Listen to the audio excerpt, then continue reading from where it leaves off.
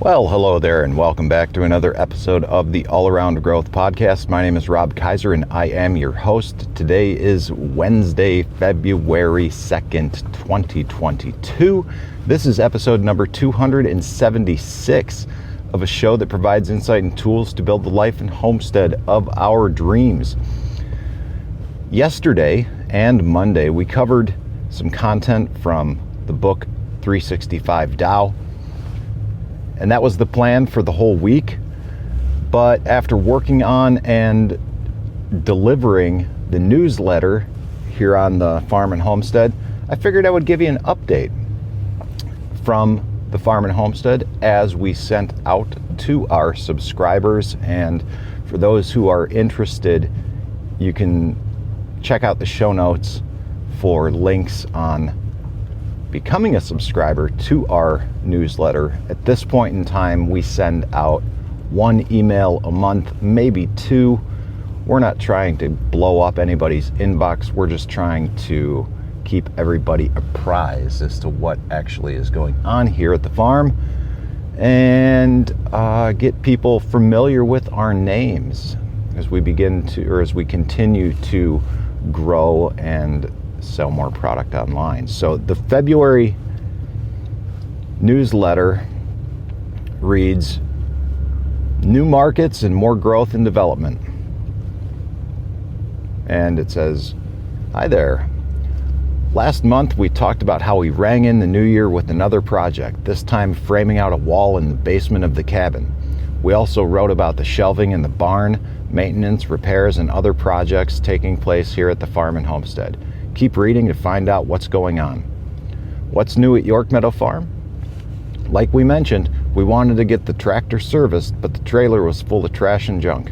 Right before the big snow, Dad was able to take the trailer, sell some of the scrap, and junk the rest, coming back from the whole day with a few dollars in hand, which greatly pleased the Kraut guy. However, he wasn't quite done yet before the big snow, as he wanted to make sure the tractor was able to get serviced this winter season. That same day, he was able to get our little tractor and the tiller down to our new friends at Wellington Implement in Medina. And their location is really convenient. Later that month, Rob had his first soap making lesson with Mom, where he learned the basics of soap making and record keeping. The lesson also included a guided lesson where Rob made his very first cold process soap.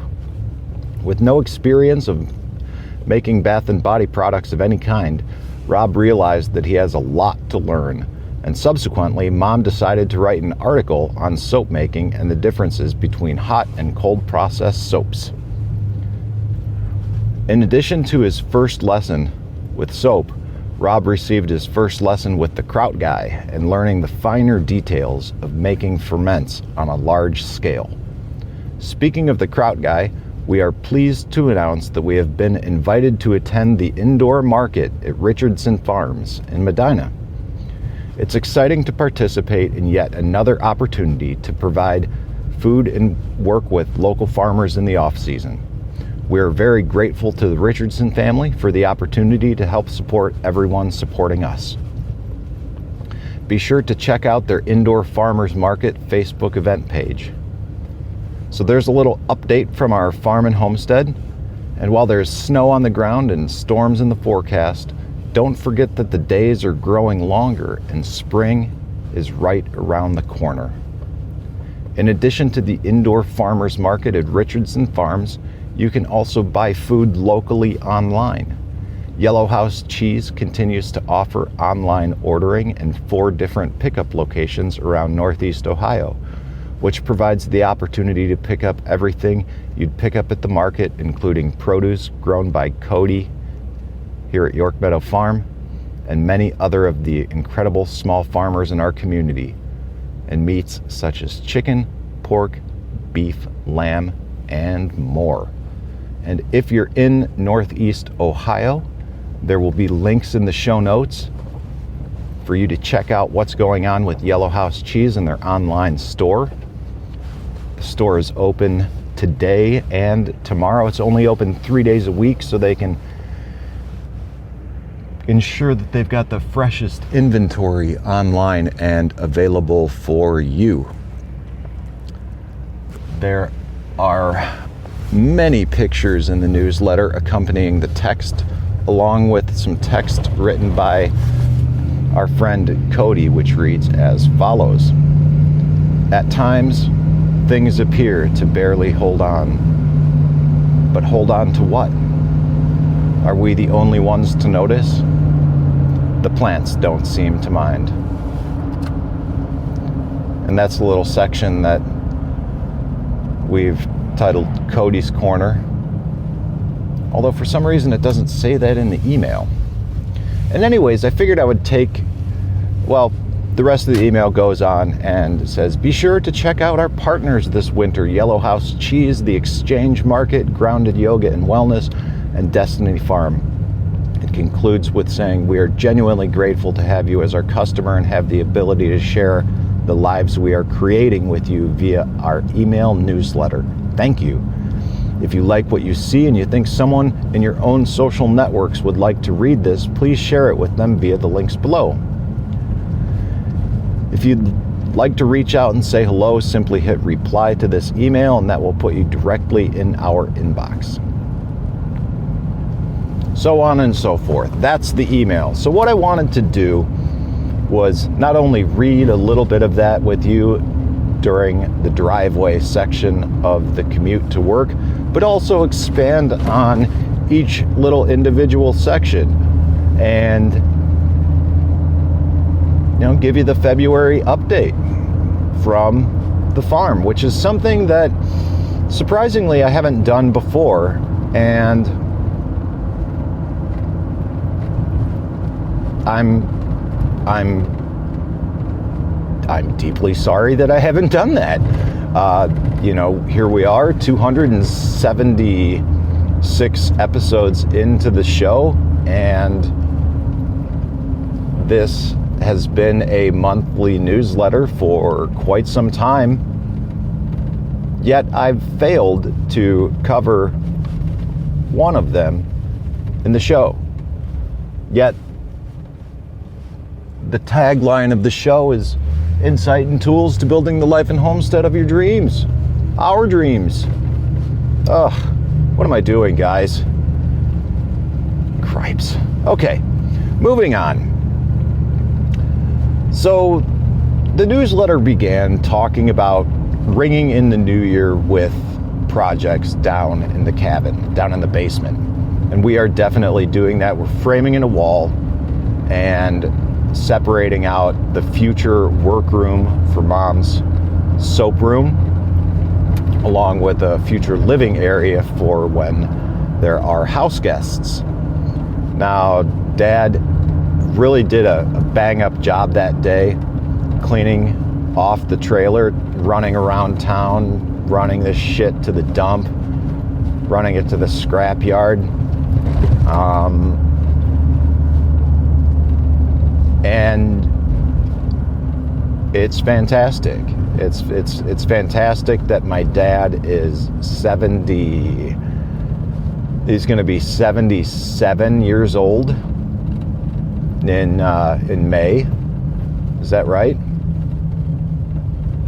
76 years old in May. And sometimes I'm concerned about him running around doing stuff like this. But at the same time, as long as he's not up on a roof or a ladder, but go on, Pops, more power to you.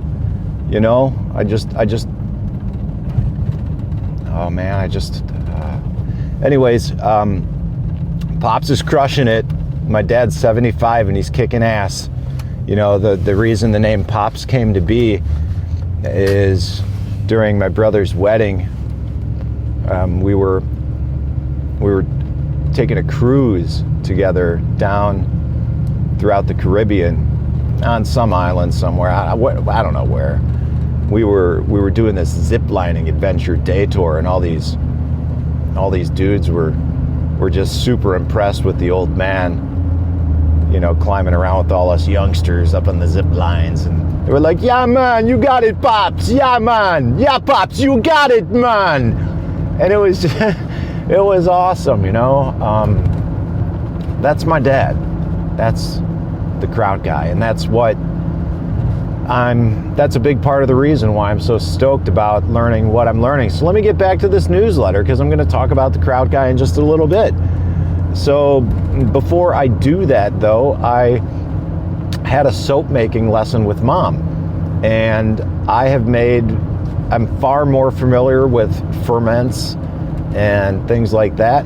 I've been making fermented foods and beverages of various sorts since my mid-20s, my late 20s, I guess.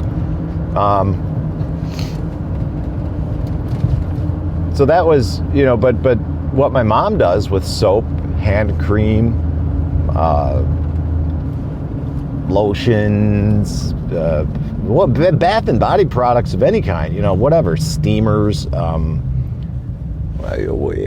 all that stuff she makes, the bath salts, and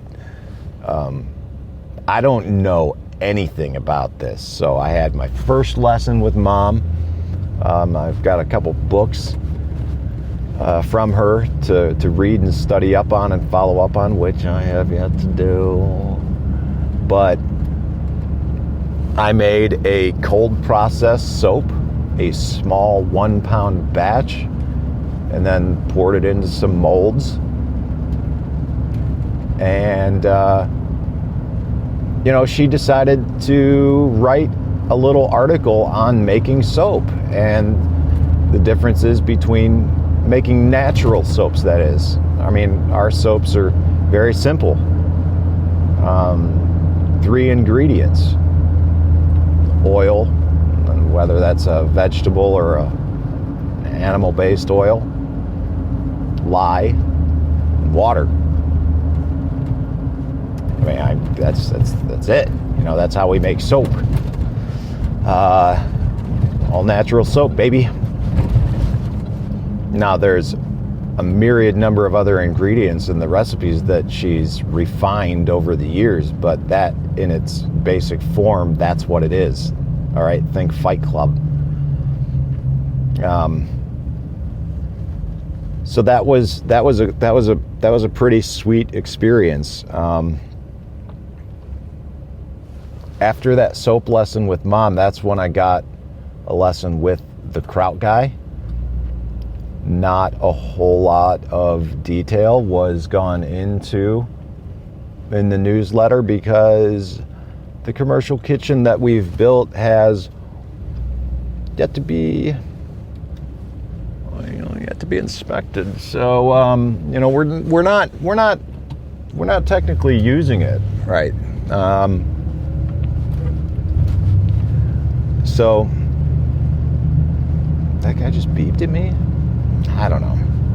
So yeah, we're not technically using it, but I did receive my first lesson with Dad on making ferments on a large scale. And this is, you know, when you're making, say, 12 or 15 pounds at a time, the processes that you're going to use are going to be a little bit different than just a little bit different than that which you're using for a countertop mason jar ferment. But honestly, not really. Fermentation is a pretty simple process, but we can talk more about that later. Because really the original reason why fermentation was developed and utilized in the first place was it extended the life of perishable foods in a time when refrigeration simply didn't exist. So that was the original objective with lactofermentation. Anyways, enough on that. Moreover, and more so, and you know, with some excitement, we are able to share that we have been invited to a new winter market by our friends over at Richardson Farms. And that was pretty cool. They'd been talking about that and wanted to invite us to be a part of their market in Medina. And because I am a member of a volunteer group with Bill, he was the one that asked me, and I was able to act as the middleman and communicate this to my dad, and then his daughter-in-law sent us the email and yada yada yada, and the form to get registered and all that jazz. So we are pretty excited about that. We're excited to connect with more local producers and grow our own network of customers. It's fun, it's exciting, and I really want to get more involved and learn more while I can, because I sounded like I was getting a little emotional talking about my dad, and I do. We are all aging. Some of us, we don't have our parents with us any longer, at least here physically on Earth. And I'm soon going to be one of them with you. But for the time being, that's not the case. And I hope that my goals and objectives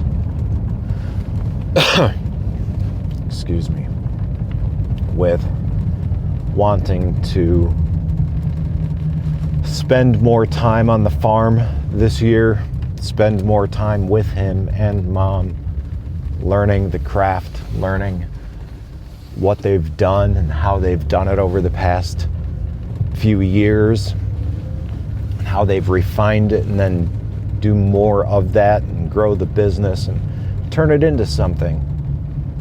I hope that they understand the why, and that a large part of the why and the motivation for me to do that is the fact that they've inspired us, me and my siblings, to be who we are. And sometimes in life we don't have opportunities where we are blessed to be around people who set such good examples. And this is where we have the opportunity to step up in life and be the example we never had. And in one way or another, change our family tree. And that's all I've got today, guys. I've got to start really wrapping it up here.